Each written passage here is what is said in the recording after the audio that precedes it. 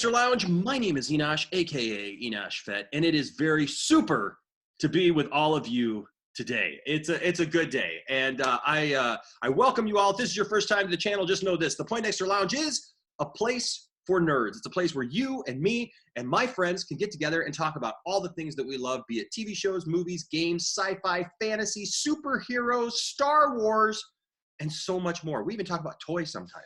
It's all good and here in the Poindexter Lounge. And so if that sounds like something that you'd be interested in, please hit that subscribe button and also that notifications bell so that you know when we put out new videos, because we're doing that constantly for you, putting out new content for you. All right, today is something special, and today is something, Jason, that I think that we've wanted to do for a long, long time. Yes. So, I just want to introduce our nerd family. If you've watched our latest videos, our new Poindexter Council, you'll recognize Jason from that. But this is going to be the first time that Jason makes his own appearance here on the channel. So I would like to introduce Jason and give him a moment to just tell us who he is. Jason. I'm Jason. I'm from Wisconsin, and I am a huge Superman fan, much like our friend Enosh here. But just nerd culture in general, Star Trek, Star Wars, comics, Lord of the Rings, you name it, I love it. There you go. Well, welcome, Jason, to the Poindexter Lounge. We're glad to have you here. We loved your insight and your thoughts in the council. And today, we'll see how we can. It's like Superman Blue and Superman Red. We split up, and Right. So today, guys, today is going to be a nerd debate. This popped up actually in the council a couple of days ago. We got up on the subject of Superman, Jason. And yes. you made just kind of like an off comment that it's funny because I've rewatched the video and I just kind of like look, I go, because I've known you for a while and like I didn't know that was your stance on the character, and that of course being we were talking about who the real person is when it comes to Superman. Is it Clark Kent or is it Superman? And that came up from Batman. You tell us a little bit about what you think about Batman, the difference between Bruce Wayne and Batman. Okay, so Bruce Wayne is the mask of the Bat. That's the persona that he puts out there to deflect attention from what should be a fairly obvious determination that Batman is Bruce Wayne. Yes. But if he acts like a drinker and sleeping with women all the time and I don't care and whatever, I just want to spend my money, then people don't look at him and think, well, he's clearly the Batman. So yeah, the mask is Bruce Wayne. And I think that's best personified like on film in was it was The Dark Knight, wasn't it? When he or was it, which one was it? Was it Batman Begins or The Dark Knight? Trying to think.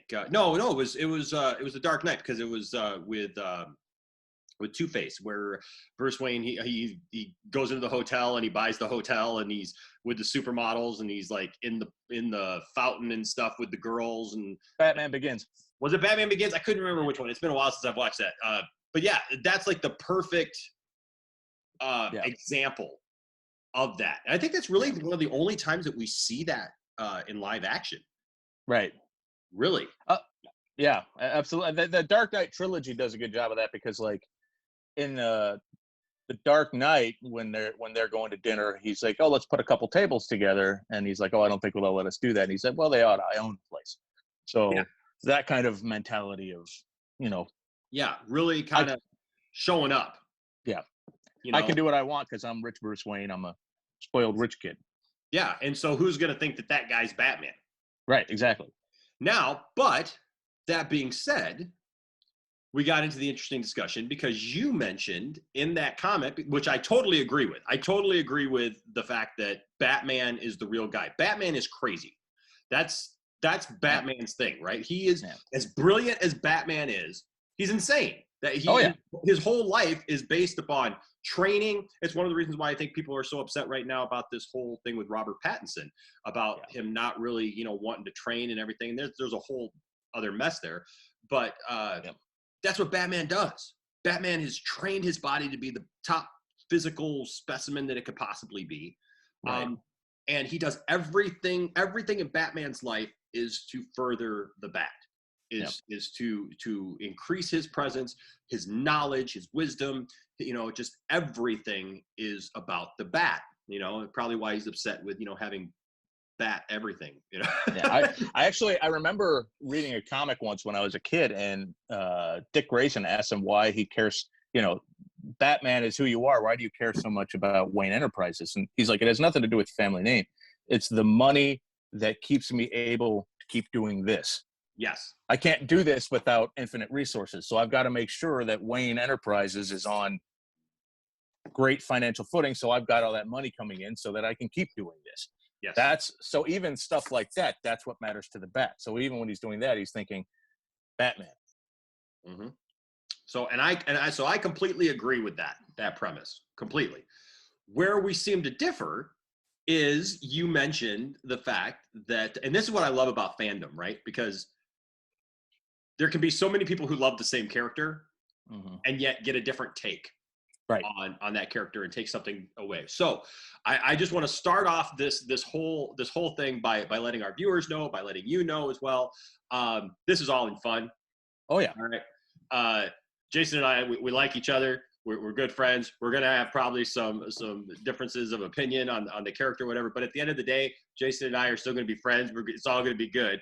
And if you guys have a differing opinion, that's fine too. You're still welcome here. Nobody is telling anybody how you have to feel, or that your take on a character is wrong. At the end of the day, these are fictional characters, and we interpret them the way that we interpret them. Exactly. But it is fun to talk about it and debate it and say, but no, this is what I think and whatever.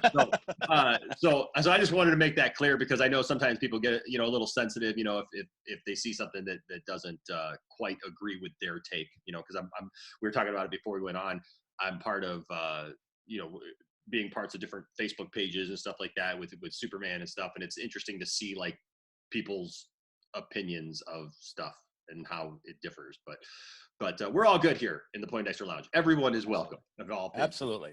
So, but we got on this topic of who is the real person when it comes to Superman. If Batman is the real person and Bruce Wayne is the facade that he uses, who, when it comes to Superman and his dual identity, who is that real person? Those, and I think it's interesting, and we can talk about this a little bit.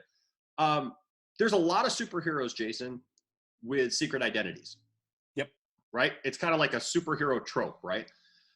But I find it interesting that even that being said, the two biggest ones where that whole idea comes into play the most seems to be Superman and Batman. Yep.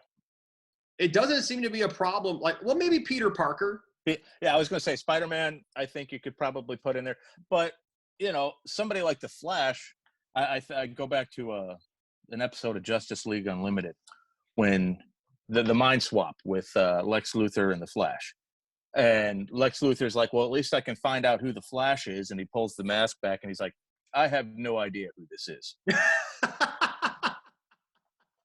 Yeah. Yeah. I think that was Wally West in that. But, nobody knows who Barry Allen is. Barry just works in a crime lab, Yep. He's just a nondescript guy. It's not like Bruce Wayne or an in the public persona like a Pulitzer Prize winning reporter like Clark Kent, where people would recognize you. Peter Parker's fairly recognizable. He takes his pictures for the newspaper. So it's like, those guys, you can understand why secret identity is so important. If you're vigilante, it probably doesn't matter much, but well, we're seeing that play out right now in DC Comics with Bendis's storyline, where he has gotten rid of the Clark Kent persona, right? And a lot of people have a lot of issues with that, and that could be a whole other discussion because of do you need a secret identity in today's day and time? Has that trope played out, or is it something that's still is important? So, but we'll save that for another time. Another nerd debate. Maybe. Right. Or maybe we feel the same way. I don't know. I think we might be on the same page on that one. Probably. But so this idea of Superman and Clark Kent and who they are, I think that probably, and my guess is and we'll get into this, but my guess is it probably depends upon your interpretation as far as what generation of Superman you're attracted to. Right. You know what I mean? Because Mhm. up to about 1986, when John Byrne rebooted Superman in the comics after Crisis and all those Crisis, yeah. Superman was the main guy. Superman was just Superman. The Yeah. fact that he was Clark Kent was kind of a side thing. I mean, especially back when Superman first came. Yes, he was mild mannered reporter of a metropolitan newspaper, but you didn't really get those adventures, right? You didn't. They Right. didn't really focus that much on Clark Kent. And then you had the Christopher Reeve Superman interpretation, where it's pretty obvious that Clark is definitely a facade, Right. as opposed to the real guy that Superman is. But like I said, so you have that. So there's that history. So I can see where somebody who has that view of Superman can definitely gravitate to, yes, this is the real guy. Superman is the real guy. He's the real front personality. Clark Kent is just what he uses to get around. But in '86, they rebooted everything, and it was much more Clark centric, where Clark was the real guy. Clark was the guy who grew up. He struggled with how to use his powers, with how to find a way to use his powers out in public. He wasn't kind of ostracized like the other Clark Kent had been, like we saw in the Christopher Reeve movies, where his dad won't let him play football or do anything with his powers, whatever. Like, he played football, he did things, but he reserved those, Restrained the powers, restrained himself. And then he came out in the comics there. I mean, the Man of Steel miniseries, I'm sure you're familiar with, the hit in '86. That's just a great miniseries. I mean, absolutely. Yeah. That reintroduced Superman, and so he saves Lois, and all those things. And then it just kind of went on from there, where Clark was kind of the actual focus, and Superman was the public persona. Right. So I guess we just start off, Jason, what are your thoughts on that? What is your take on that? Well, Superman, really more so than any other character, has really three persona. He's got Superman, he's got Clark, he's got Kal-El. Sure. So who is he? Who is he really? And ultimately, when we were talking about it, I would have said he's all three at any given time. It's not to imply, it's all of that has informed who he is. But the reason I say that ultimately Superman is who he really is because he's the only one who can do those things, and he knows that. There are other characters that are kind of in the same circumstance. I'm sure you've seen the Kill Bill movies. Mm-hmm. That speech that Bill gives at the end, where he's talking about Superman, and he says, he's so much different than any of the other characters because the instant he got here, that's who he was. He had those powers. Mm-hmm. Whereas Bruce Wayne had to train to become the Batman. He has to put on the mask for people to understand that he's Batman. Peter Parker had to get bit by the spider and put on the Spider-Man mask to become Spider-Man. Superman, the instant he landed here, that's who he was. There's a couple other characters that are like that. I think you could say Wonder Woman is like that. Yeah. She was born that way. Martian Manhunter, he's just that way. Yeah. And that's why I think, you see in the comics, those three tend to understand each other a little better than some of the others that are out there. A, because their power levels are so much crazier than the others. And B, because they understand that they're the only ones that are like that. I always felt like, in particular, Superman and Martian Manhunter should have their own kind of like world's finest line, just because I feel like they really could understand each other better than just about anybody else could. And that's just something that kind of in my mind, I've always kind of wanted to see the Martian Manhunter and Superman do their own thing together, but that's a sidetrack. Mm-hmm. For Superman, it's if Darkseid shows up, who's the one who has to deal with it? Yeah. Green Arrow isn't going to stop Darkseid. Yeah. Wonder There's Woman, not an arrow for probably. that? There's not an arrow for that. No. The quantum arrow isn't going to help you with Darkseid. Wonder Woman isn't going to fight Darkseid because she's not. I mean, as powerful as she is, as crazy powerful as she can't take Darkseid. Maybe the Martian could, but ultimately, we all know that it comes down to Superman in those regards. I view Clark Kent as the respite. That's his way of stepping back from that and being able to. We all know that Superman has always wished to have that normal life. In the back of his mind, he always wished that he could just be Clark Kent and just have a family and be like Jonathan Kent and just be a family man. Yeah. But he knows that he can't have that. And that's why I've always said that Superman is who he actually is, because he's accepted that he can't have those things. And he's accepted that the sacrifice he has to make is that he's the only one who can do those things. And to me, that screams that he's accepted that Superman is who he really is. Clark Kent is the idealized thing. Mm-hmm. Superman is who he really is. Okay. So I can see that. And I do like how you brought up the fact that he has that he actually has 3 personas, because that's very true. For me, Superman is the outcome. Superman is the uniform mm-hmm. that he has to wear to do the things that he has to do. Much like a police officer, he's always going to have, he always has the rights and the abilities to do whatever he needs to do if he's in a certain situation. If a police officer is off duty or whatever, and he sees a crime being committed, he can always spring into action and do what needs to be done because he's authorized and deputized to do that. Right. But he's not always in the uniform that shows the world that authority, that position, in our society. Mm-hmm.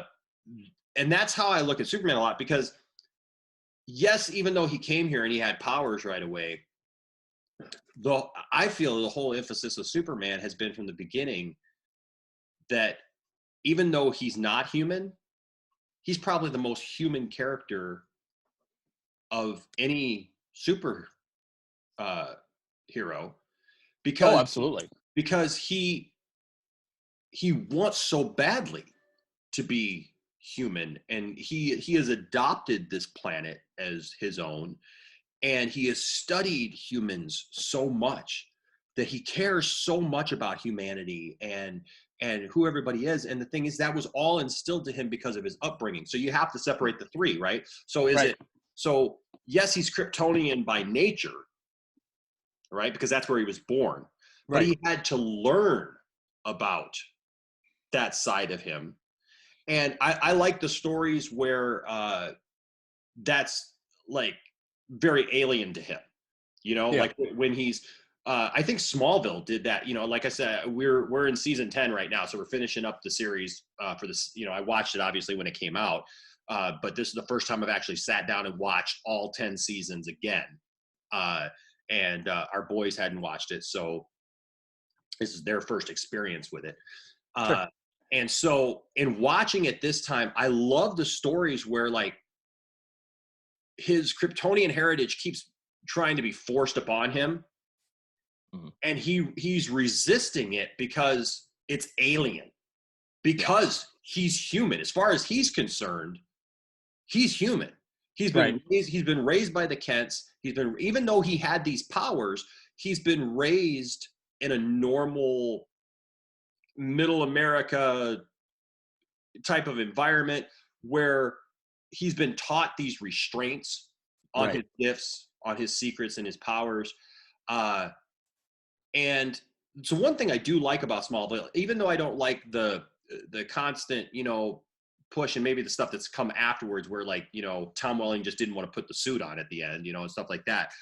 Because I felt that didn't really make sense, because everything was pushing Clark to, he's going to be this thing. He's going to be this ideal, this symbol, this, all the things that we know Superman to be. But all throughout the series, you see that he's he's learning about himself, both as human, both as Kryptonian.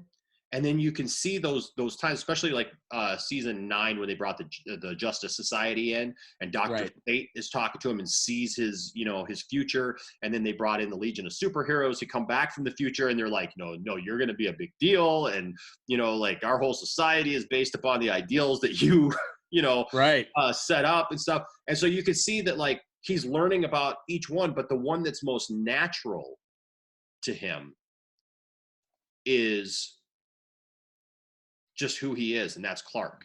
Right. Like, because as far as he's concerned, he's just Clark. When he's with Lois, pretty much in any, you know, incarnation, it's just Lois and Clark. Right? I mean, even back at as far as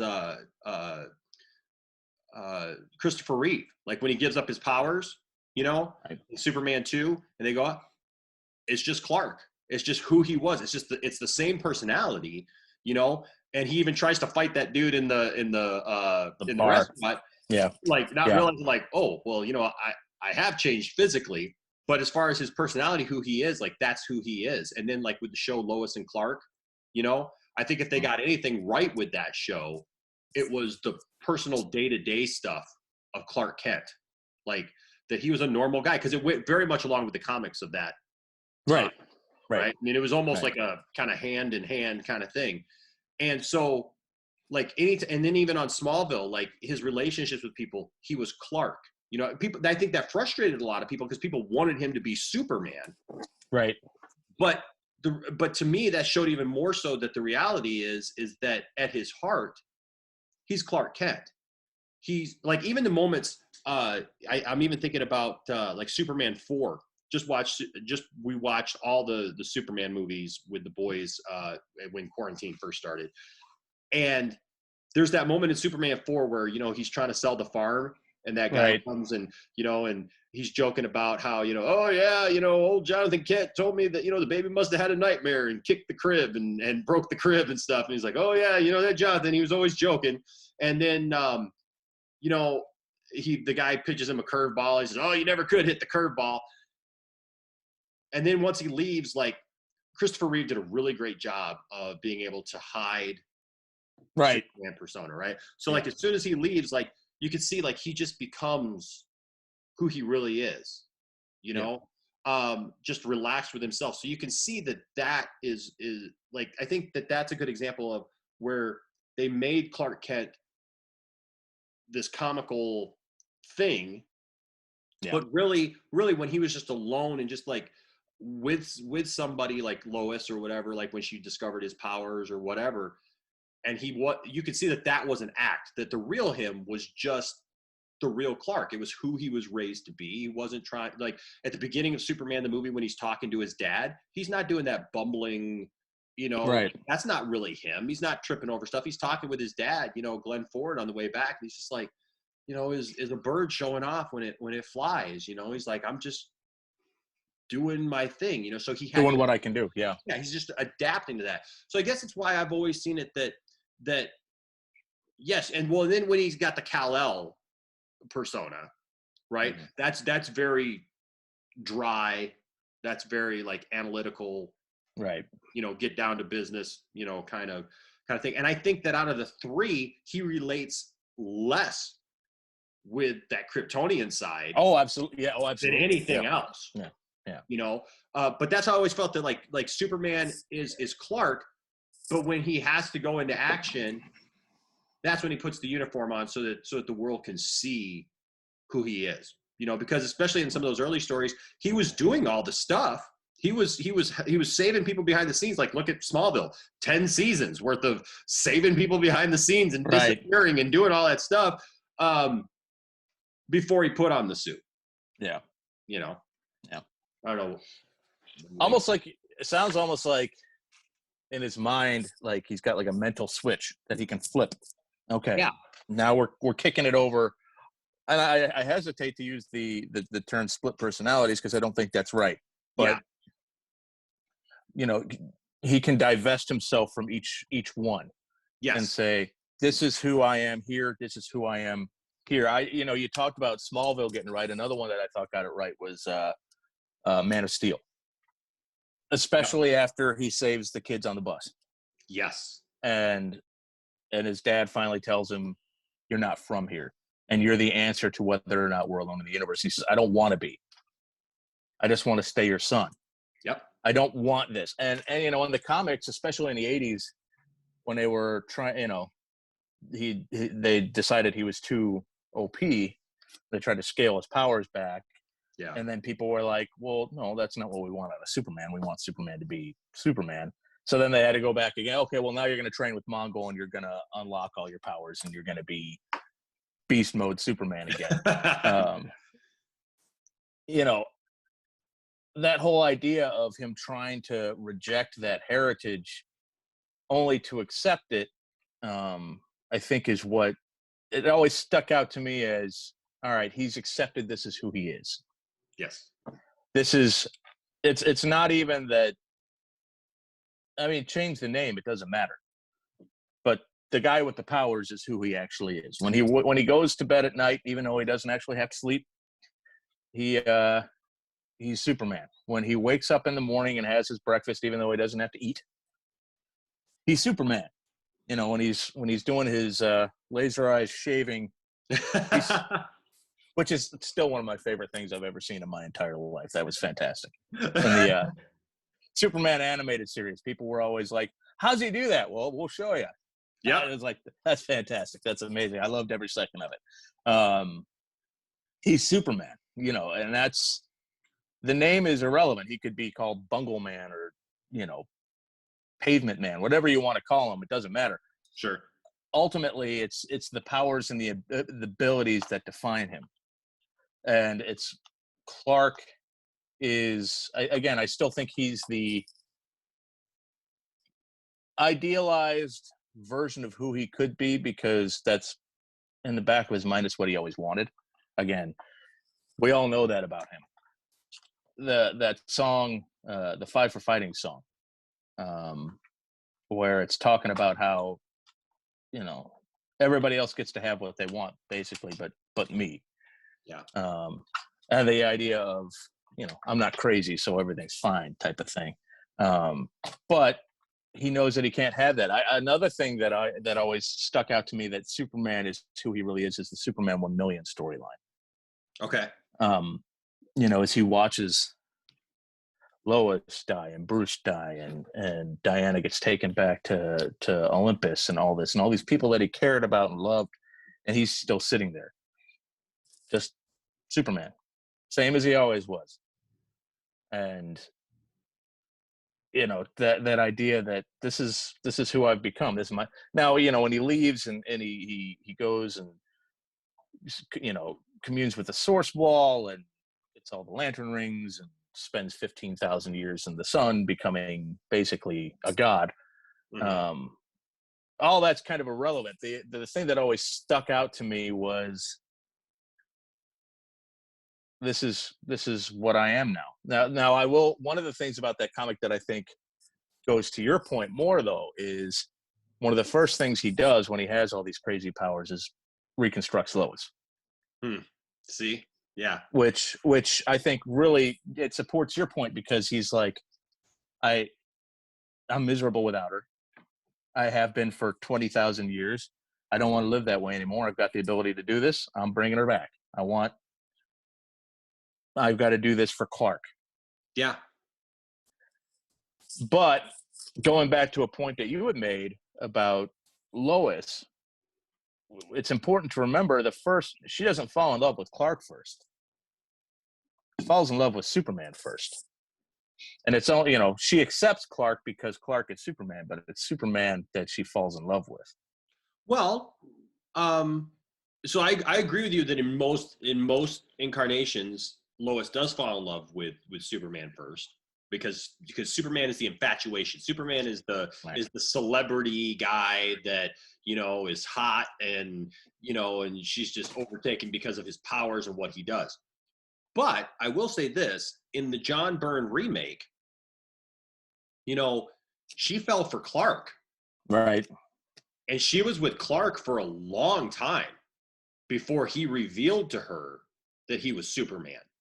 Yeah. And she actually had to process that, and whether or not she wanted to continue that, because she had realized that she had gotten over Superman. that infatuation with Superman, you know, and kind of realized, you know, and I think that's the difference between the character throughout the years, right? Because Right. you got like Lois Lane in the movies, in the Christopher Reeve movies, right?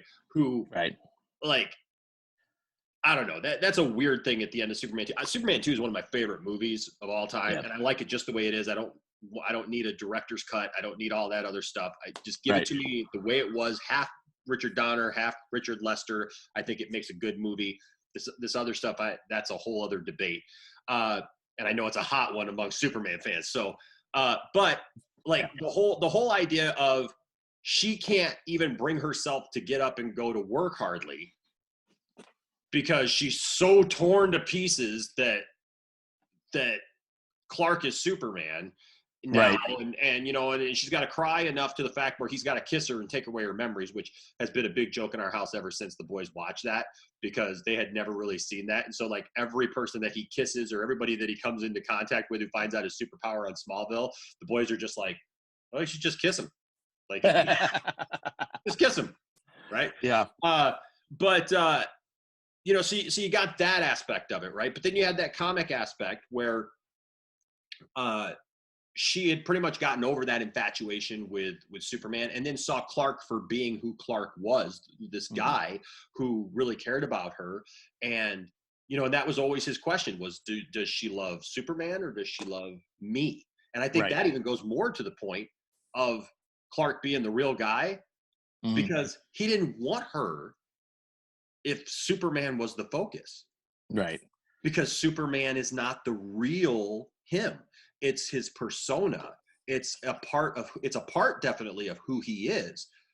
But I think even that relationship thing goes to show that like he doesn't even want that relationship with Lois if it's based on her loving Superman.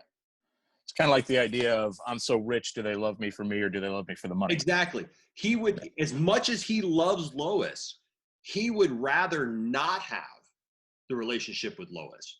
Yeah. And just remain her friend or whatever, instead of her being infatuated with Superman and loving that part of him, because that's not the real him. That's not what makes him who he is. And I think that's what gets to the root of my point. Is like, it's not what makes him who he is. He's not who he is because he's Superman. He's just who he is because this is who he is as the regular person. So that's why he wants her to love Clark. And even in Smallville, rewatching that, when they finally started to put Lois and Clark together, you know, it was based on the fact that, you know, like she had been so sarcastic to him. That's why I love Erica Durance as Lois Lane, but she had been so sarcastic to him for so long. And there was just like this pent up, you know, sexual chemistry between the two of them. But it wasn't discovered until like all of a sudden, finally, when they got Lana out of the picture, thank God. I'm sorry. Yeah. That was one of the hardest things, man. When we started season 1 of Smallville again, and they started that stuff, and like the first time he looked at her with puppy dog eyes, I was just like, "Oh Lord, what have I gotten myself into? I got to watch more seasons of this junk." But when they finally put Lois and Clark together, that was the thing. Like Lois was infatuated with the Blur, right? With the idea of the Blur, but then she started to see Clark for who he was. So by the time that they brought that together, it just made sense. Yeah. And so I guess that's where I've been with it, is that like I think the fact that he is Clark and that's who he wants to be, and that's who, like, if he could choose anything, that's who he'd be, shows that like that's, hey, now I got a Harley Quinn over here like chiming in.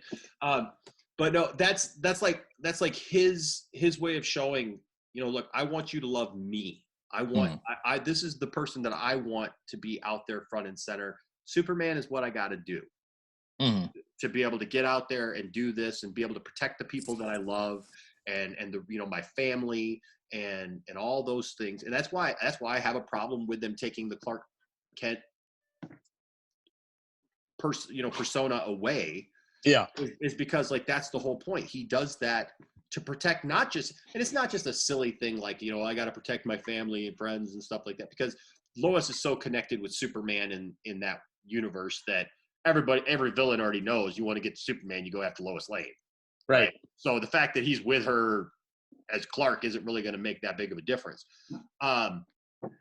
But the idea of just the world in general needing him to have an outlet. I think about that sometimes in my own life, because we all have so many things in our own lives that like we have this, whether we go to a job and we have this public, persona, of how people look at us or see us. And then we have our private lives. Yeah. And so like, who is that real person? I'm a musician, I'm a pastor. So it's like people, they see me on a platform or they see me out, performing, and they have a certain idea of who I am. Right. Just based on what they're seeing. And that's fun. And I love doing it. Dude, when I'm rocking with my band and I'm playing tunes, man, and everybody's up and having a good time and it's a good night and stuff. Hey man, I'm rock star Enosh, right? Like I'm into it, man. You can see that. I'm playing it up, I'm hamming it up to the crowd. But at the end of the night, I'm gonna go home to my wife and I'm just Enosh. Yeah. That I saw an interview once with Paul McCartney, where he was talking about the idea of Paul McCartney, the Beatle, versus just Paul McCartney. Mm-hmm. And he was like, he said it was true for all four of them, that they were like, I'm just Paul McCartney, I'm just John Lennon, I'm George Harrison or Ringo Starr. And that's not, I go home and I'm still the same guy I was before I was famous. I might have more money, I might have a bigger house, but at the end of the day, I'm still just Paul from Liverpool. Well, unless you count the fact that Paul died. Not going down that. See that the Superman and the Beatles. Those are my my two jams for. I love the stuff, Beatles, so. man. I love the Beatles. I don't understand people who don't love the Beatles. I don't. I maintain anyone who says they don't like the Beatles is lying. Because anytime I have that conversation, I'm like, oh, what do you think of that about this song? They're like, oh, well, yeah, I know, I like that song. Well, sure. All right, but back to Superman. The whole thing of that's one of the things about discussing a character that's got so much history and backstory is ultimately we could go back to a storyline and find something to support our point of view. He's 80 years old at this point, basically. So he's got a heck of a backstory and a heck of a catalog that we could go back and point to, and really support our position with it. But I would say, something that you had said that kind of just stuck out to me was the idea of Clark, not having Clark there is important, because that's who he can go back to being. And it just kind of sticks out to me that, he's got to go back to being Clark from being Superman. Ultimately, at the end of the day, if he's crossing the street, think of that scene in Superman the movie, and he's crossing the street and the cab runs into him, and that's another one of those ones where you're like, wow, people in Metropolis are dumb. Right. There's so many moments like that, man, that it's like, right. Okay. So nobody noticed that he didn't get sent flying 20 feet and that there's a dent 4 feet deep in the engine compartment. All right, sure, why not? It happens every day. Clearly, he's not Superman. Happens every day, man. There's no way he's Superman. But that's more of, there's throughout his history, throughout all their histories, where you're just like, how do people not know? Right. That this guy is, you look at watching like the Batman Begins, and when you're like, even with him acting like a rich jerk, you'd think somebody would have been like, this guy showed up right when Bruce Wayne showed up. What are the odds of that? Boy, that's a coincidence, huh? Yeah. So people in Gotham are pretty dumb too, apparently. Well, here's the thing. Like people make fun of obviously the glasses disguise, right? And even I, as the Superman fan that I am, even I have maintained that, it's a bit of a stretch to think that the whole world would not be able to catch on to that. Right. I mean, glasses. You don't think that glasses make that big of a difference, you know, when it comes to that. But here's something I can just share with you. A funny thing that happened to me. So I have not worn glasses my whole life, and but I've had a slight stigmatism for years.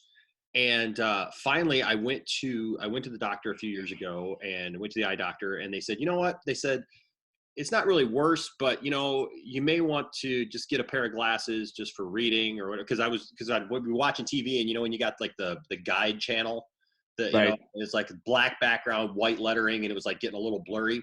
They said, you know, let's get you some glasses for that, and it actually helped, right? And Mhm. so I started wearing these glasses, and they told me you don't have to wear them all the time, but it was a pain in the butt to have to carry something around and do it. So I would just wear them, you know. Right. And so it was funny because I went to a business association meeting, and I sat down next to this guy. Well, I went to go sit down next to this guy that Jason I have known for 10 years. Right. Okay. This guy, hey, stop. This guy knows me. This guy, we've sat in meetings together. We've gone to events together.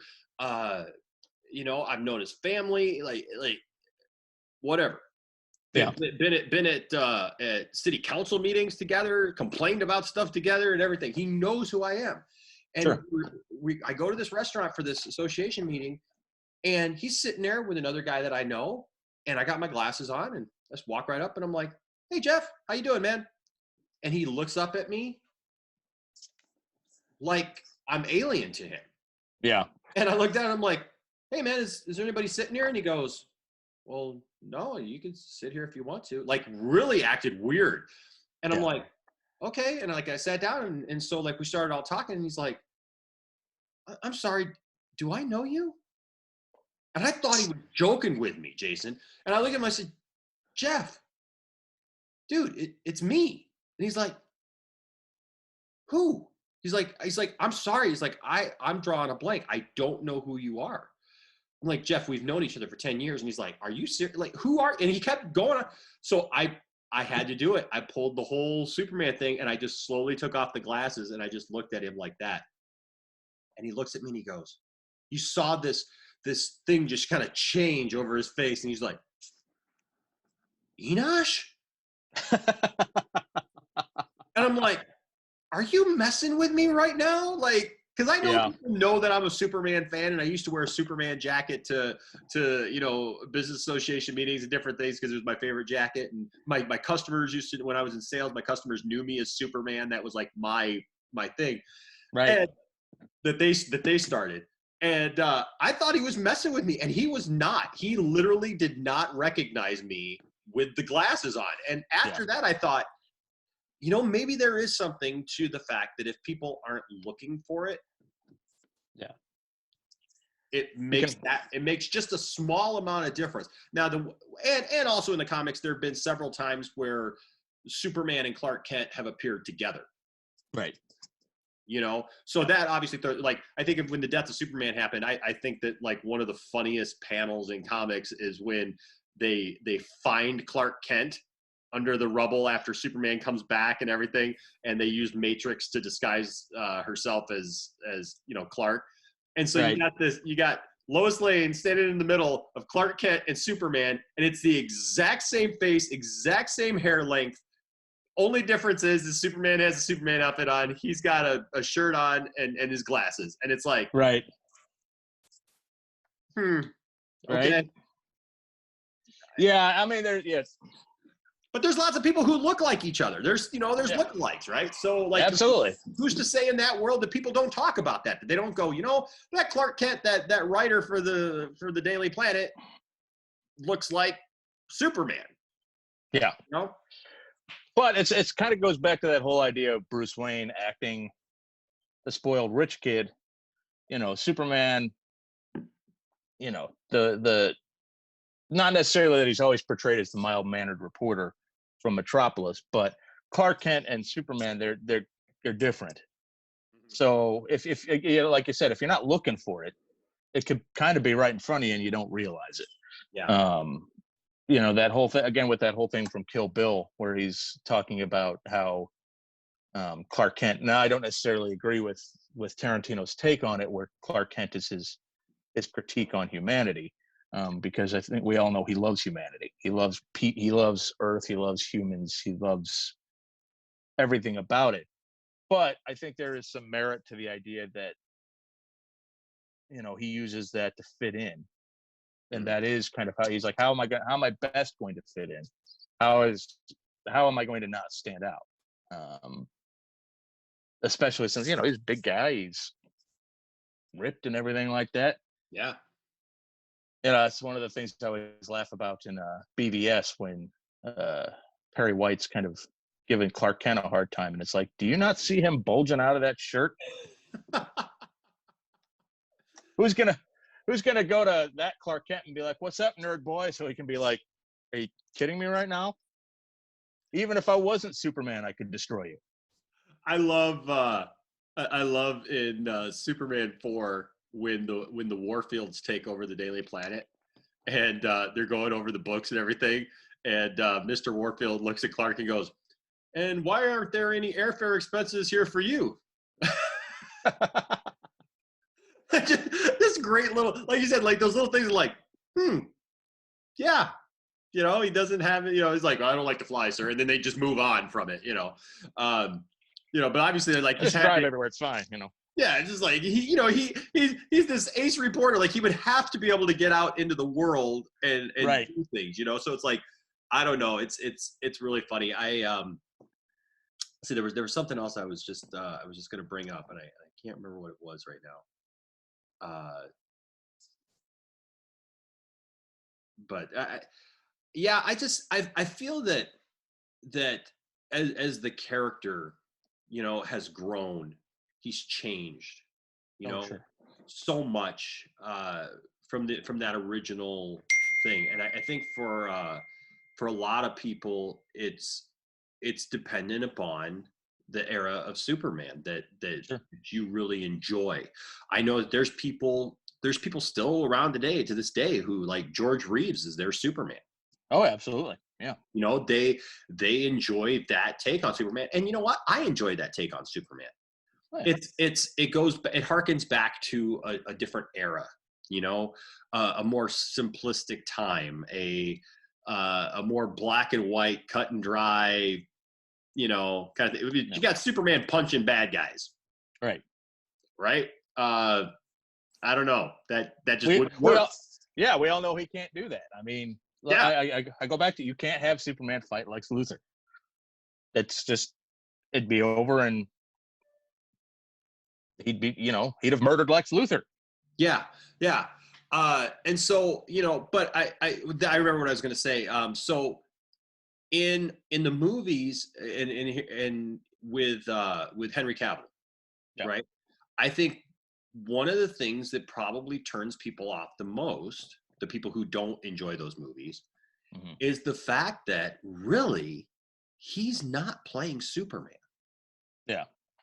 Through all of Man of Steel, I would suggest that he's not Superman. Right. No, absolutely not. Even when he's got the outfit on, he's not Superman. He's Clark. He is trying to find his way. He, and like you said before, I think Man of Steel does a tremendous job of that, leading up to the end of that movie, and in the development of who he will become. Right? Because it shows like his real life struggles of getting to that point to be Superman. And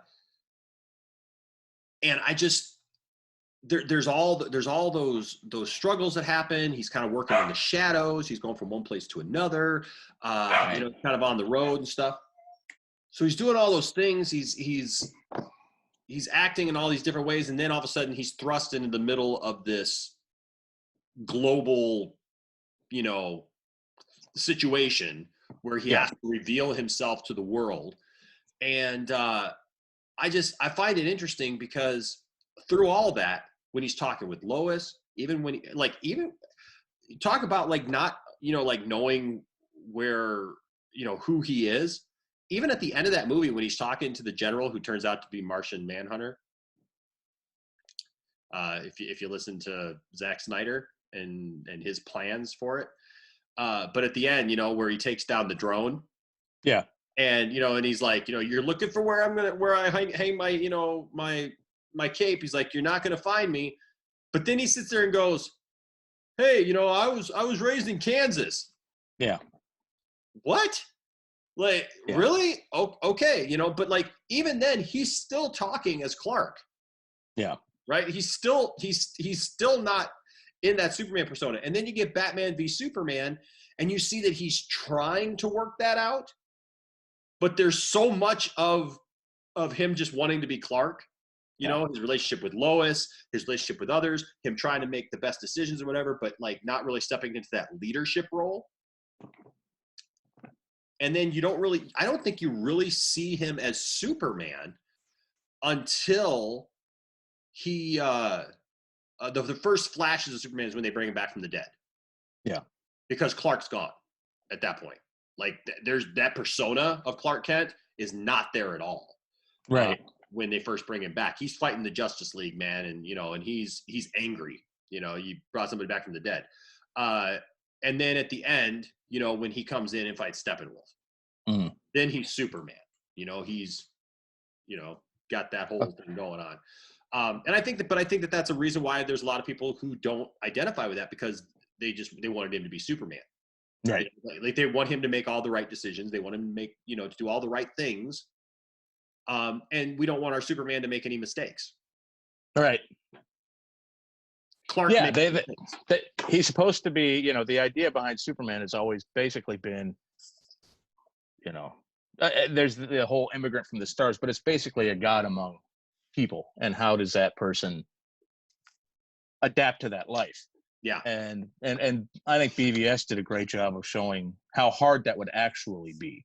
Mm-hmm. There's always consequences to what you do, and you can't save everyone. And that's a hard, that's why, people kind of critique Man of Steel for Jonathan Kent's death. And I thought it was perfect. Really? Okay. Yeah. I've always understood the idea of the heart attack. He's got all these abilities, but that one simple thing he couldn't do. Yeah. And I think that's where I'm at with it. Yeah. That's always been a wonderful way of putting it as well. But the idea behind the tornado, I thought was also, it's kind of doing the same thing by saying, yeah, he could have stopped this, but he shouldn't have stopped it. That's what his father was telling him. His father was saying, look, I'm doing this for you, so make sure you do it right. And it's just a different type of vibe. It's more of a sacrifice to drive him to be the best person he could be. I thought Kevin Costner was great. Jonathan Kevin Kent. Costner's great. Go ahead. And when he was like, whatever person you're going to be, good or bad, you're going to change the world. Yep. So I think that was kind of his way of saying, I'm doing this for you. Be good. Yeah. Do it. Be the good guy. Be the one. Be my hero. Mm-hmm. It's kind of what he's saying. You can be my hero by letting me do this. Yeah. I disagree with a lot of people who they don't like the fact that Jonathan Kent told him that, maybe you shouldn't have saved those kids. Yeah. But I get it. Yeah. Like I honestly don't understand what people don't get about that statement. Yeah. Like there are times where, you have to make decisions. If we're I think for too long we've had this bubblegum look at Superman, at different characters. And I think people have this in general, they have this bubblegum look at how life should be. Yeah. And that's kind of what they project onto everybody else. So the minute anybody else makes any kind of mistake, look at our political spectrum right now. Right? So we live in a political world, and I don't want to get into politics or whatever, but in general, I find myself to be more in the middle, right? Mm-hmm. I don't like extremes. I shy away from both, right? And there's a lot of people, Jason, who, because I do what I do, because I'm a minister, they feel that they automatically think that they know where I fall on certain political issues. Right. And then it's funny because I'm part of a church that runs the gambit. Okay. I mean, dude, we've got the most conservative of conservatives, right? And we've got the most liberal of liberals. Yeah. And I'm Facebook friends with all of them. And it's hilarious because honestly, man, like at the end of a service, I'll go down and start talking to people. And if there's anything in the news or anything going on, like people are coming up and talking to me and they're like, yeah, well, you know, don't you feel like this and stuff? And I'm just like, oh, that's very interesting. Yeah, I know, right? Like it's just How about them Red Wings, huh? right because like I don't feel that everything is like so cut and dry. You know what I mean? Like I feel like if we as a country listen to each other more, right? We're still going to have disagreements. We're not going to agree on everything, but it's really weird, especially in the last few years, where like we just got to the point where it's like if the other side says something, we just demonize them, right? Right.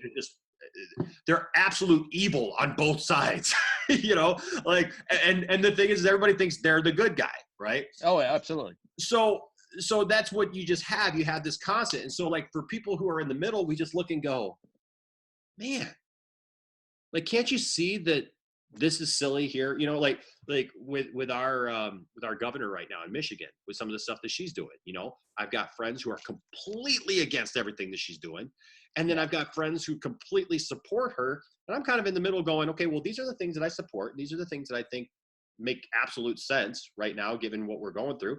And then here's some really stupid, silly things that I think like are really unimportant. Like, why are we focusing on that stuff? And like, isn't there some place in the middle? And I think with Superman, we see that exact same thing, is that people either they want Superman to either be this perfect individual who makes all the same choices that they think the perfect individual would make, who can save everybody. Right. And I think that's like at the end where he kills Zod. Oh my gosh, dude, I just about cried. Yep. When he kills Zod, because he's faced with this insurmountable, like, what do I do? I'm in this situation. People are going to die if I don't do this. And he's begging and pleading with it. Like when I hear people talk about that scene and they're just like, oh, well, he just snaps his neck. No, he doesn't. He's begging and pleading with Zod. He literally says, please stop. Yeah. Just please stop. Can we please come to some kind of agreement? And so, you know, like Zod had already been trying to terraform the freaking planet and kill everybody. And he's still pleading with Zod to just, let's talk about this. Let's deal with this in a rational way. And Zod says, no, I am not going to stop until every one of them are dead, until I've killed everybody that you care about, killed all these humans and everything else. And then he has to do what he has to do. Exactly. And I think the most powerful thing is like as soon as he does it. The yell, the scream in pain. Yep. The anguish that he feels. Dude. I get goosebumps every time I watch that. Oh my gosh. I don't think that's ever been expressed on film or like that idea of Superman. Yeah. That side of him. And I look at that and I'm like, and then when people, you know, just go, well, you know, Superman should have taken the battle away from Metropolis and tried to save everybody and, you know, and everything. What's he going to do? Fly away and be like, follow me? Zod's just going to keep wrecking Metropolis. Right? Like that doesn't even make any sense. You know, people are like, well, Christopher Reeve's Superman would have found a way to get him away from Metropolis. Really? Because Christopher Reeve killed all three of them. Superman too. You know, people act like superheroes don't kill. I actually have a friend who, I had a friend. He disagreed with me on Batman. He refused to go see Batman v Superman because he saw that Batman killed in it. Yeah. And so I asked him, I said, well, I said, because I know personally that he loved Tim Burton's 89 Batman. And I said, well, what about that movie? He's killing people left and right. Movie. Yeah. Like, the Batmobile has machine guns built into it. What do you think? So does the Batwing, the Batplane. Yeah, I mean, he's literally firing on the Joker at the end before he crashes. Right. There's that guy who comes up the bell tower that he grabs with his boots, knocks him into the bell, and then throws him down the shaft. Uh, Either one of which would have killed him. yeah, I don't think he's getting back up after that. No. You know, in Batman Returns, he literally takes a bomb, stuffs it down a guy's pants, and pushes him into a hole in the ground, and he blows up, and he smiles about it. Yeah. At least the deaths in BVS are in the middle of a fight, Right. and it's never just Batman just coming in with a gun and just shooting people. He's in the middle of a fight. There's machine guns going and stuff. He takes a guy's arm and uses it, you know, whatever. But this idea that superheroes, I'm just against this idea. I don't. I know it's not a popular idea amongst a lot of superhero fans, but I'm just against this idea that superheroes can never kill. Right. That like you always have to find another way.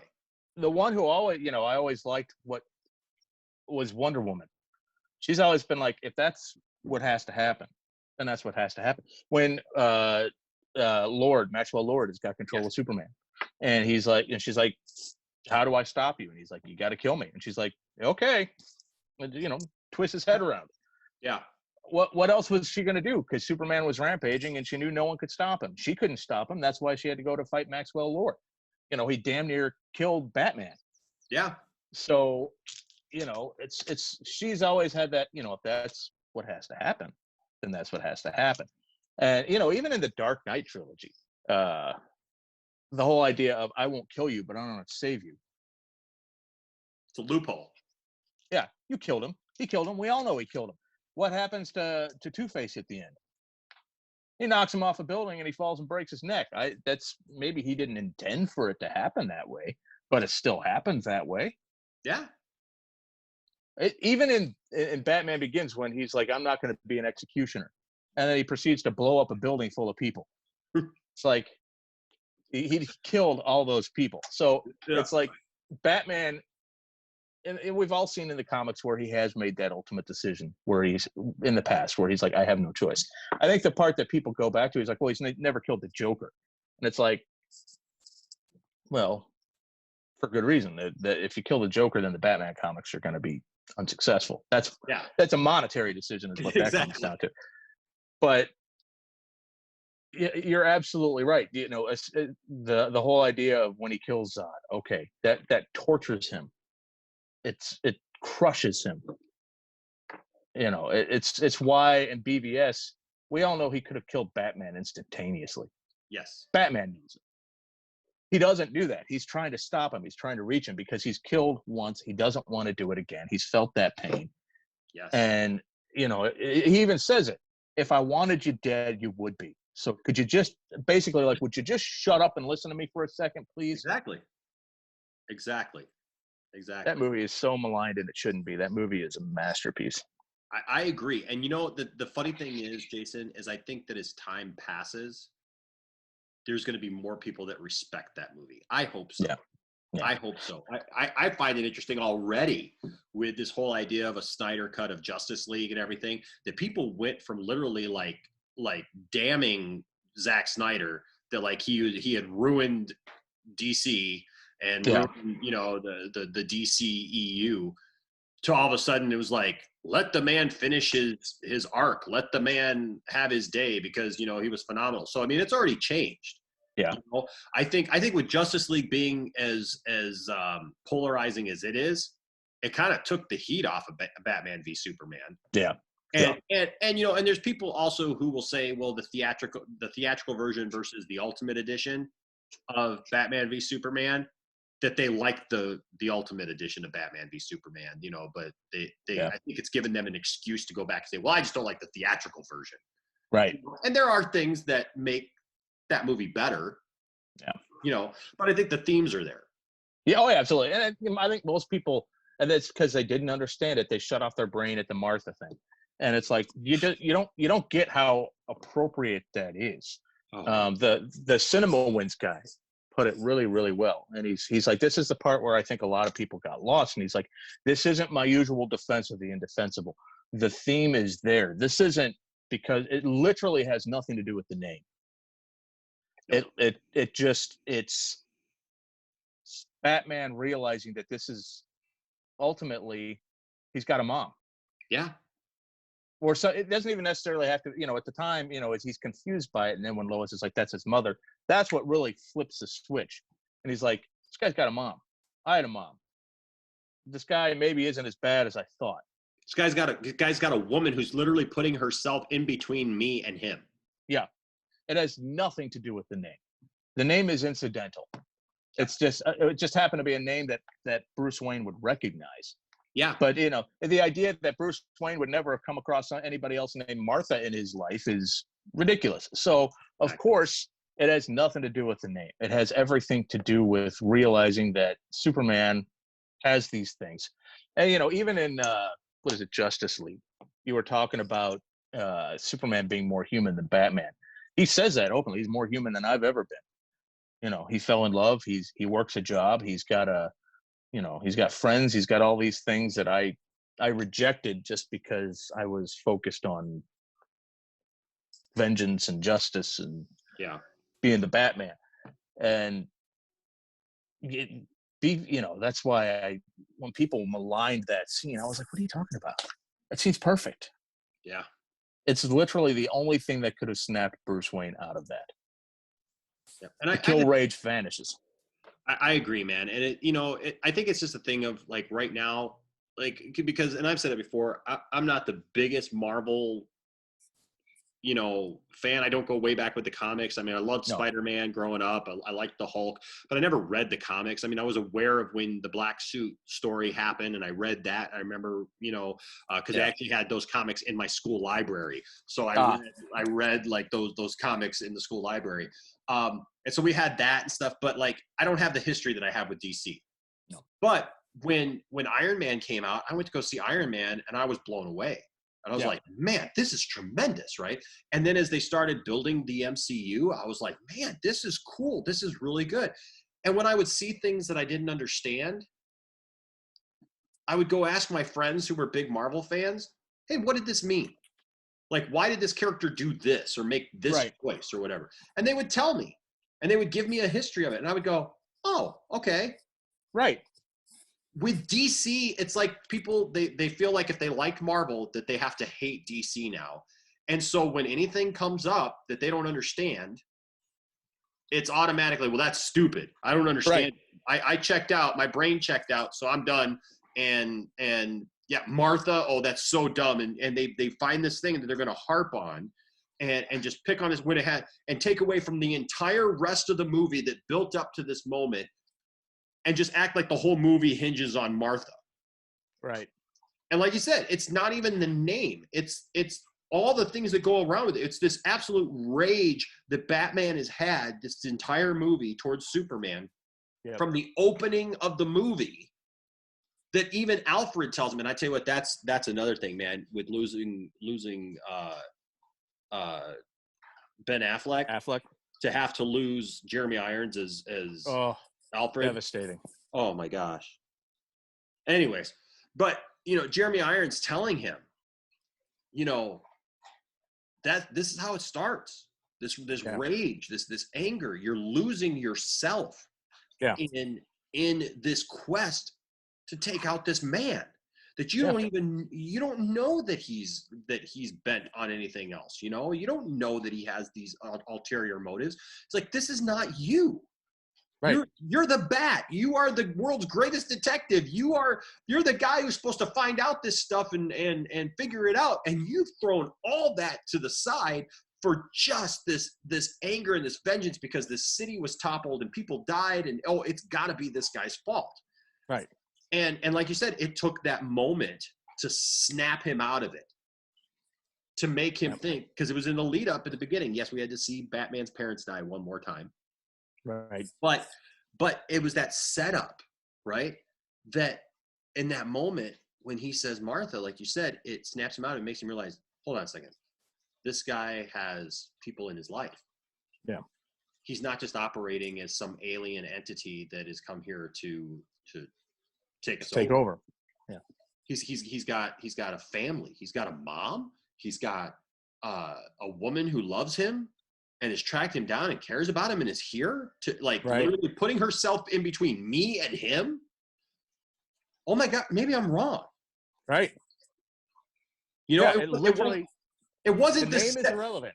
Yeah, it wasn't this Step Brothers moment where it's like, oh, you like this, I like this, we're, you know, Right. we're friends now, you know, we're best friends now. It's not that at all, and I just absolutely hate it when I see it reduced to that. Yeah. Because it's written so much better than that, and it's unfortunate. But to go back to, and I think this is kind of where we probably bring this to an end with Batman. We both agree, Batman's Batman. Yeah. Right? He's fully Batman. And even Yep. when he's Bruce Wayne, He's Batman. still Batman. He really doesn't care about Bruce Wayne at all. He doesn't care how he looks. He doesn't care about anything. Like you said, the only reason he even does the things that he has to do with Wayne Enterprises is solely to fund the Bat. I think that to him, Bruce Wayne may as well have died in that alley. Yes. Yes. Ever since that alley, Batman has been who he was. Yes. I think the difference with Superman, with being the 3, is that in reality, Superman is fully committed to all 3 of his personas. Yes, I think it's better to say not necessarily that Clark Kent is the Mask or Superman is the Mask or that Kal-El is the Mask. I think in reality, he's just a blend of all 3, and that's who he is. And almost like you want to come up with a whole different title. Yeah. Where it's all 3 of them are just super Clark-El or something like that. Yeah, you know, where because it's he cares about all 3. Yeah. Like you said, you got this guy who has superhuman abilities, and he goes to work every day. Yeah. Right. You know, I mean, like, he cares about that. He has an apartment that he pays rent on, and he does all that normal stuff, and then an asteroid is hurtling towards Earth. Hold on, let me go push that away real quick. Yes.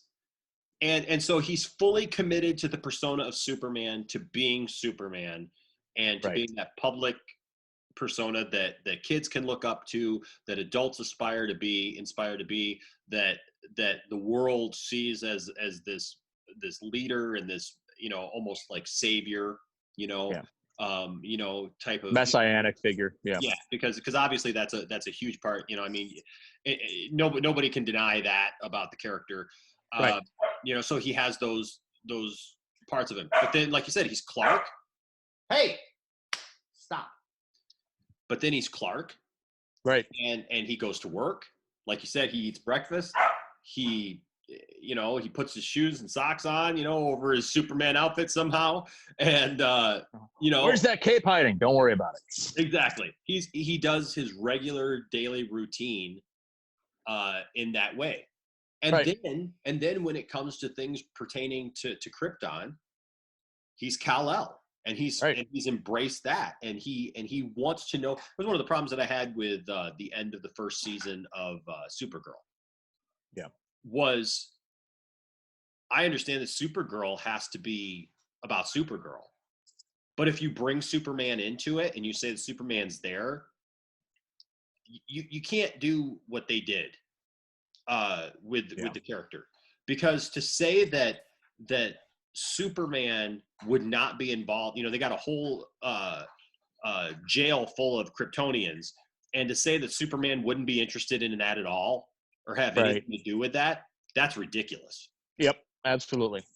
That and that was my problem with it. Like, Tiffany kept joking with me. She's like, "Why do you watch the show anymore?" I said, "Because I like the show. I like Supergirl. I think she's great when they're dealing with Supergirl type stuff.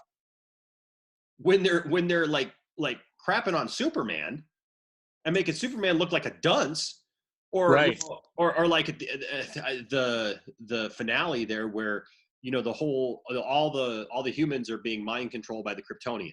Right. But Supergirl's not controlled by it. And then Superman shows up. I thought it was perfect that they explained it as Superman was off world. I'm happy with that. If you want to say every time something like that happens, Superman's off saving the galaxy, go for it. Great. Yeah. But when you show Superman, a little CGI Superman flying up here, and then he stops and he flies down, and he's mind controlled too, and starts walking with the rest of all the humans, and the only description you give is because he watched too much Sesame Street as a kid, that is insulting. Yep. That is dumb. And it ignores the He's so lore of Kryptonian. Superman. Yeah. What's that? It ignores the lore of Superman, you know, with Yeah. his mental martial arts that has basically his brain is not susceptible to psychic probing and stuff like that. So how is this going to take over Superman? It really is. It's the idea of, well, we need to make her look like she needs to do this without his help. Yeah. Which, great, incapacitate him in a different way. Yes.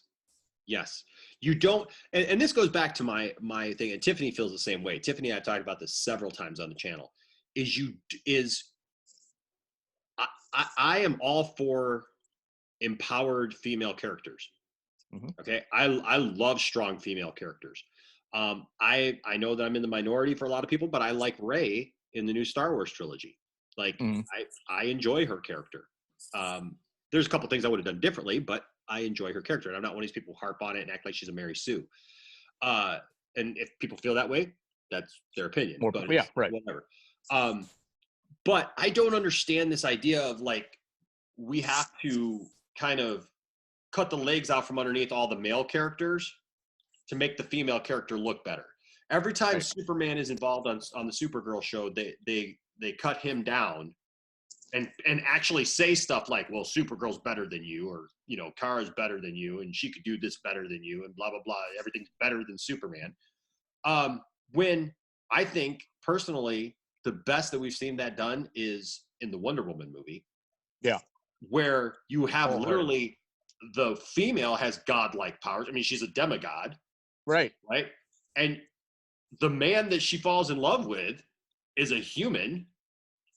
And yet they both have specialties. They both have capabilities that help in that storyline, and they work together. Right. And you don't have the male trying to dominate her and try to put her in her place. And you don't have the female trying to dominate him and try to, you know, demasculize him, or whatever that word is. But you know what I'm saying? Like make him less of who he is, you know, for her to be seen better. And that's why that movie works for me. Like, that movie is just so strong when it comes to those characters. And even those times back in that time period where they show, like, the other people kind of look at her like, you know, whatever, she wins them over just by who she is. Right. You don't have to make her out something. And that's where I kind of lost with Supergirl, because it was just like, why is it that every time we got to make Supergirl look good, we have to make Superman look bad? Right. It's disrespectful to the character that got all of this started. Yeah. And I'm hoping that they correct some of that with the new series. Yeah, that'd be nice. Because, he is the originator. He's the first one. Everything that we enjoy, and you know, you hear like Kevin Feige talk about it. He's like, look, he's the original. Stan Lee talked about it. They were both like, we wouldn't do what we do without him. If it hadn't been that character in particular, probably none of this happens. Yeah. So, you know, it's like, show some respect to the character and honor that legacy that they started. Because it's why wouldn't you? Why do you, like you said, why do you have to run down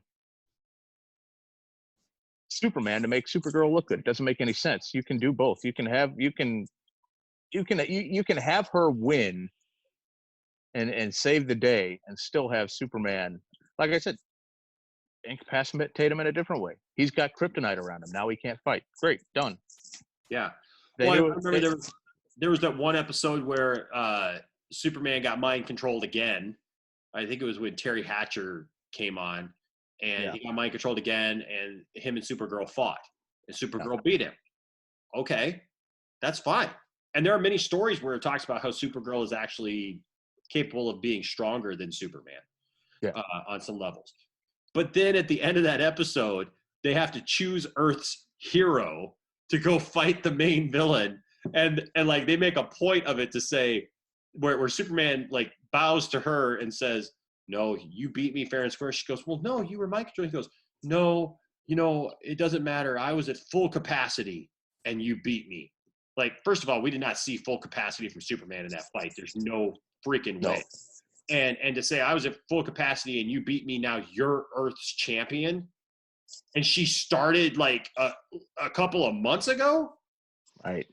What? I mean, experience alone. Right. You don't just jump up and be like, she's Earth's champion now. That's, but that's a whole other thing. But I think it just goes to like you're talking about. It's who the character is. Yeah. This character that we love, that we appreciate. He's many different things. He's multifaceted, and he does deserve that respect in any of his personas for who he is. Whether he's the last son of Krypton who carries on the legacy of a dead planet, and he's the protector of the city of Kandor and all that is life that was on Krypton, which is a huge responsibility. Yep. I mean, that in itself, to have literally a shrunken city in a bottle that you have to protect. Yeah, you can't just put that in your attic. Right? I mean, and that is the last remnants of your entire species, of your heritage, of your planet, everything. So you have that, and then to be Clark Kent and be the keeper of the relationships, right? And the family and the love and the public persona as far as just the regular guy, Right. And then to be Superman. I mean, I think you're right. Like with the Five for Fighting song, and I know my band, we do Kryptonite. Yeah. And I love singing that song because when we do that song, it just reminds me about the weight that a character like Superman would have to bear. Absolutely. That, like if I go crazy, will you still call me Superman? People like me for who they think I am, but what about these other times? What about when Superman disagrees with everybody politically? Right. Like, what about that story? Like seriously. And Superman has over history been on both sides of some different issues, Yeah, absolutely. Because like you said, like he is this like godlike super being from another planet, but then he's the ultimate immigrant. Yeah. And he's still a guy who has opinions on stuff. Yeah. So he'd be thinking, well, why, just because I'm Superman, why can't I, if there's a social thing, why can't I speak out on it? Why can't I say, no, I think this is wrong? There was after the launch of the New 52, I remember they did a panel where it was talking about police brutality. And I guess it was like a protest or something, and the cops were getting angry at the protesters, and he puts himself in between the two, and he's like, I'm protecting them from you, because that's what needs to happen right now. You're on the wrong side of this. I get to say that I'm protecting the protesters from the actions that you're about to take. Yeah. You get basically telling the cops they got to go through him to get to them, which isn't going to go very well. So it's like, he'd still be a guy with opinions on stuff.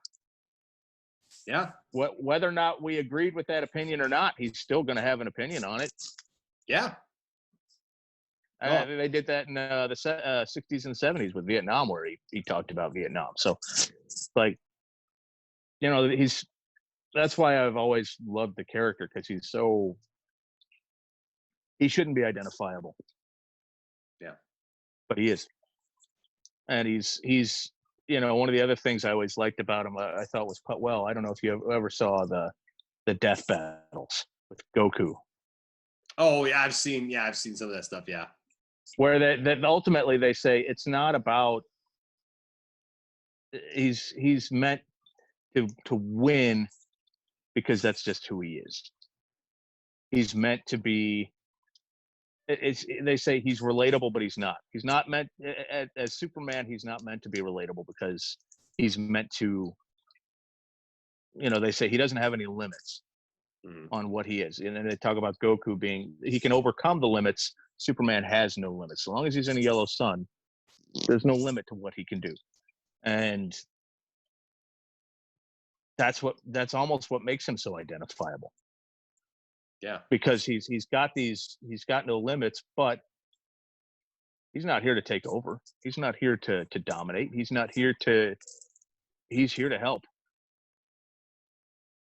But it's just got to be on, like in Man of Steel, it's got to be on my own terms. Yeah. I've got to do it how I want to do it. And that's what makes him identifiable. Yeah. I love it when he flies away from Lois's apartment, and she says, "Who are you?" And says, "A friend." Yeah. That's who he is. He's what we need him to be. Yeah. And I think that's what we want to see from Superman going forward. And I think that's what the public really wants from Superman, is they want to see a Superman who is there to help. Because if we ever needed that type of inspiration and positivity, it's now. Yeah. Absolutely. And so my hope for the character is that we continue to see those kind of Superman stories, that because I think that the more you try to bring Superman down, to everybody else's level, and kind of regulate him back to the background, like even that he's been a lot on the CW, it's disrespectful to the character, one, because of who he is. When I get it with the story that they tell in the Arrowverse, right? But when they had the episode of Crisis where, they formed the Justice League kind of, deal, and, they got the Hall of Justice and everything, and you got, these main characters stepping forward, and Superman's just kind of in the background. Yeah. I think that misses the point. Yeah. Of Superman. I would agree. Yeah. And I get what they've written there, because Superman hasn't had his own show and he hasn't been the star. So it's kind of, you can't just thrust him up there and say, well, he is this. But they've kind of alluded to in that world that Superman was Superman. Yeah. Right? So even though we may not have seen it on screen, I don't think it takes away from the fact that he was who they say he was. The problem is they have not written that character. When we see that character, we don't see him as being that type of Superman. It's hard to believe Tyler Hoechlin's Superman is the Superman who's done all these things and is this leader and that everybody looks up to, because he's the least effective, it seems like, on screen when he's there. Yeah. But I'm really hoping they correct that. And I hope in movies and whatever we get going forward that we get that distinction, that of who Superman is at all three levels of his personality and his character. So yeah, I agree. Well, hey man, this was I love this. This was this was a blast. Good. This was a great discussion about Superman, and I think we came to a good consensus here at the end that who is he? He's all three. Right. Exactly.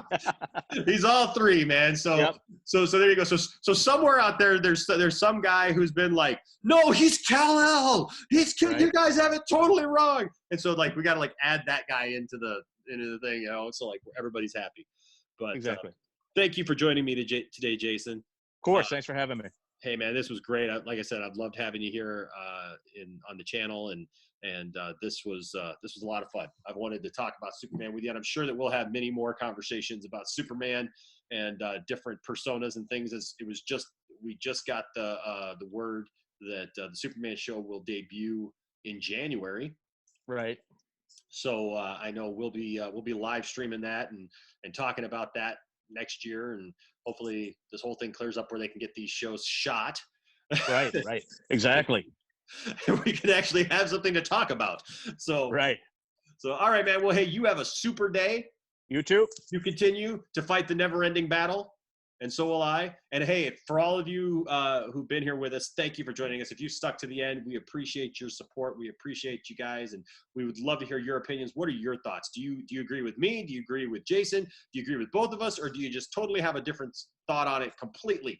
we want to hear from you. So, hey, follow us on social media. Go ahead and leave comments. And, of course, subscribe to the channel and be a part of what we're doing here at the Poindexter Lounge. Until next time, my name is Enosh, a.k.a. Enosh Vet, of course, with Jason Granger. There you go. And we will see you next time.